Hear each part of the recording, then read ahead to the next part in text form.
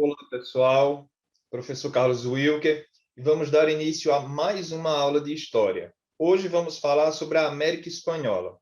Mas o que foi a América Espanhola? A América Espanhola ela é a região em que foi colonizada pelos espanhóis, em que os países falam espanhol. Então, essa região da América que os países falam espanhol é o que a gente chama de América Espanhola.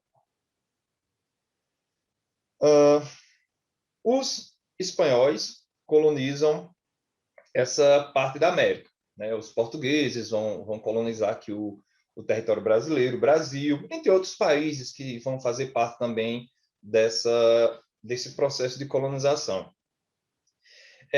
Quando os espanhóis conquistam, invadem aqui a América, né? O Hernán Cortés ali na região da Mesoamérica, o Francisco Pizarro liderando a expedição ali em relação aos Incas. Ok, a América foi colonizada, ela foi tomada, vamos colocar assim. Pois bem, e aí, como é que ficou estruturada essa sociedade? Como era que era organizada a sociedade colonial nessa América? A sociedade na América Espanhola, ela seguia critérios hierárquicos bem estabelecidos. Quais eram esses critérios? Local de nascimento, cor da pele, origem dos pais, dos avós e dos demais antepassados, assim como a riqueza individual de cada pessoa. Então, esses são os critérios para estabelecer que lugar você ocupa nessa sociedade.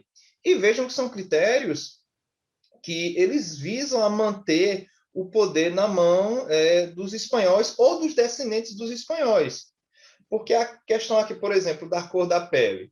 O negro, o indígena, vai estar num degrau inferior dessa sociedade. O branco, espanhol, europeu, vai estar num nível mais elevado. O local de nascimento.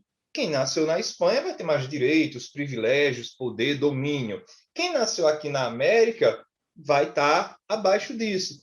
Então, vejam que são critérios que favorecem o explorador, que favorece aquele que colonizou, o espanhol, o branco, o europeu. Essas eram as camadas sociais na América Espanhola. No topo, nós temos os chapetones, que eram os espanhóis, homens brancos nascidos na Espanha.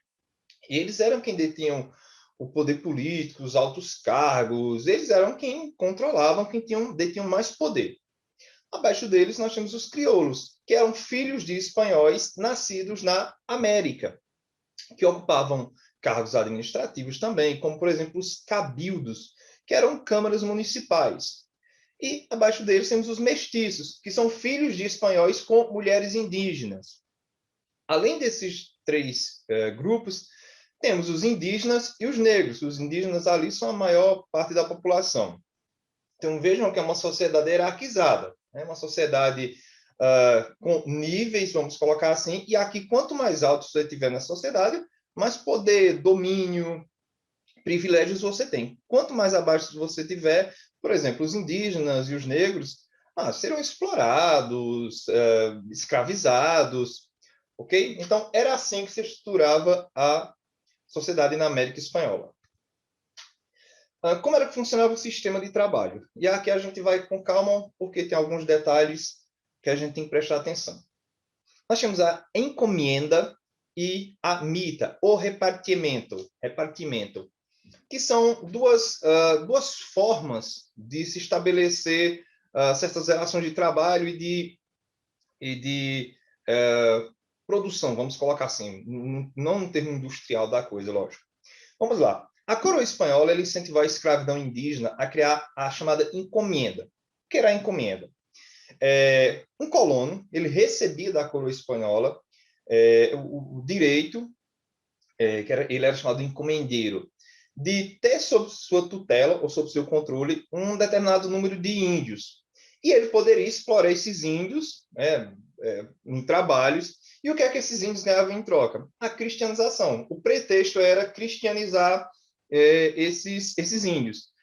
Porque na prática havia muitos maus tratos, óbvio, uma exploração, um abuso. Então, isso era a encomenda. Um colono, ele tem sob sua tutela é uma quantidade de indígenas e a função dele seria cristianizar, né?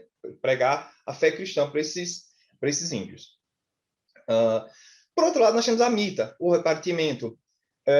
Além da escravidão em caráter permanente, que na prática era estabelecida pela encomenda, que a gente acabou de citar, os espanhóis também lançaram mão da mita.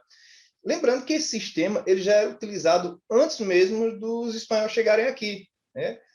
Já havia essa prática entre os povos aqui. O que os espanhóis vão fazer é simplesmente adaptar essa prática para os seus propósitos.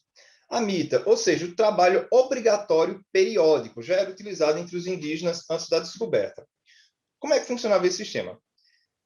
De tempos em tempos, por um período, muitas tribos elas eram obrigadas a ceder, a fornecer um número de trabalhadores para trabalhar principalmente nas minas. Era feito um sorteio, uma espécie de sorteio, em que cada tribo enviava aquelas pessoas para esses trabalhos. Professor, era um trabalho escravo? Não era escravo. Era compulsório, péssimas condições, exploração, mas nesse caso não chegava a ser escravo, porque eles voltavam para suas tribos, ganhava algo em troca, e aí eu não estou dizendo que era uma maravilha, mas não chegava a ser escravidão estrito sensu. Okay? Então, essas eram as duas formas básicas de sistemas de trabalho impostos aos indígenas. Pois bem, aqui na América Espanhola e em toda a América, nós vamos ter o europeu, no caso aqui o espanhol, nós temos o indígena, mas nós temos também a presença da população africana. Então, a cultura dos países que foram colonizados pelos espanhóis também foi muito influenciada por elementos culturais africanos, visto que houve escravidão negra aqui na América e escravos vindos da África. E a gente percebe isso em alguns países, como Colômbia, Equador, Bolívia, enfim, Cuba, entre outros. Então, há elementos culturais que nós percebemos até hoje nesses países que são heranças desse período. Então, há uma mistura aí de cultura nativa da América, cultura africana, cultura europeia, né? E há essa mescla, essa mistura. Os elementos culturais desses povos foram marginalizados, né? Porque aquela coisa, a cultura do homem branco europeu cristão é a melhor, é a mais racional, é a bonita, é a normal. Já a cultura daqueles povos que foram explorados, escravizados, né? De outras etnias e outras culturas, é uma cultura vista como feia, irracional, estranha. É uma visão etnocêntrica.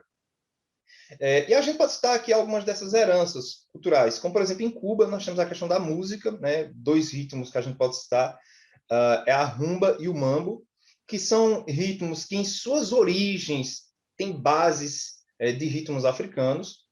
No caso da religião, a gente pode citar a santeria, que é uma mistura de catolicismo com a religião dos iorubás, que era uma etnia africana, e a religião dos indígenas na América. Então, há essas misturas culturais, essas misturas de crenças, esse sincretismo em que temos aí essa prática religiosa que existe até hoje, viu? A santeria.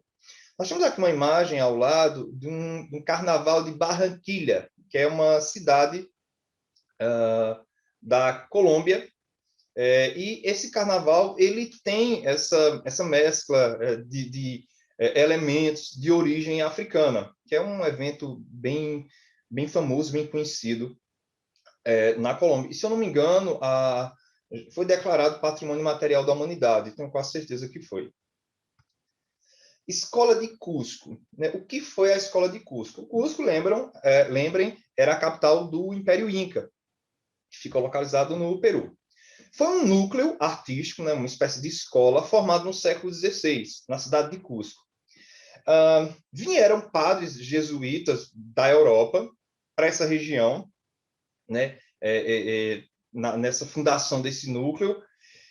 E aí, esse núcleo artístico, ele mesclava influências europeias e indígenas. A gente vai ver algumas imagens daqui a pouco, nos próximos slides, que você vê que há uma mistura da cultura europeia cristã com a cultura indígena. Os temas centrais das obras desse núcleo artístico era a religiosidade católica, cenas bíblicas de santos, mas a gente vê que com uma influência indígena. O auge desse núcleo artístico foi entre o século XVI e o século XVIII. A partir do século XVIII, eles começaram a focar-se mais na cultura nativa, né, se desligando um pouco das origens que mesclava mais e dava uma valorizada mais na cultura europeia e cristã.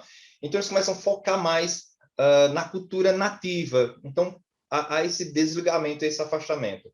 A gente vai ver agora algumas imagens que foram produzidas por esse núcleo artístico.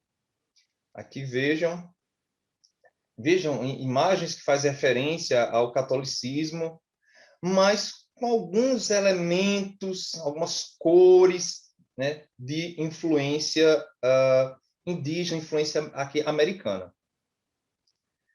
Mais estas duas imagens aqui, ok? Então, são algumas obras produzidas por esse núcleo artístico, ou escola, chamado de Escola de Cusco. Ok, pessoal? Vou ficando por aqui e até a próxima.